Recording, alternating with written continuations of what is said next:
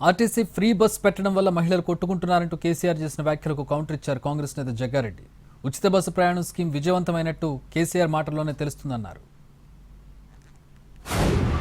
పెట్టినరా బహిరంగ సభలలో ఆడిడ కూడా కాదు, ఇన్ని మాటలు చెప్పి ప్రజల్ని ఏమార్చింది. ఒక ఉచిత బస్ అని పెడితే అది జుట్లు పట్టుకొని కొట్టుకుందానికి మనకత్తని తప్ప ఏమని ఉపయోగపడ్డది లేదు. ఆ మహిళలే అంటారు మాకు ఎందుకు ఉచిత బస్ దరిద్రం, మాకు అవసరమే లేదు అంటారు. అటువంటి ఒక పథకం పెట్టి ఇక ఇప్పుడు మళ్ళీ పెద్ద నోరు పెట్టుకొని వాళ్ళే మాట్లాడతారు. అంటే ఆ అంటే మాట్లాడతారు, అబద్ధాలు చెప్తారు. ఆర్టీసీ డిపార్ట్మెంటు ఆర్టీసీ బస్సులనే మర్చిపోయారు.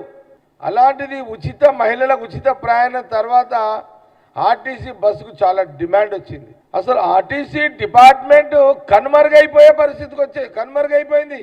10 సంవత్సరాలలో కేసీఆర్ గారు ముఖ్యమంత్రిగా ఉన్నప్పుడు 10 ఏళ్లలో ఆర్టీసీ డిపార్ట్మెంట్ కనుమరుగైపోయింది, మర్చిపోయారు. మళ్ళీ దానికి ప్రాణం పోసి జీవం తీసుకొచ్చిన చరిత్ర ఘనత ఈరోజు రాహుల్ గాంధీ గారి యొక్క నాయకత్వంలో కాంగ్రెస్ గవర్నమెంట్ ఇది. సీఎం రేవంత్ రెడ్డి గారు, దాని శాఖ మినిస్టర్ పొన్నం ప్రభాకర్ గారు. ఈరోజు కేసీఆర్ గారు కూడా, ఆయన కూడా పెద్ద మనిషి, వరంగల్ సభలో ప్రస్తావన తెచ్చిండు అని అంటే మేము సక్సెస్ అయినట్టే కదా.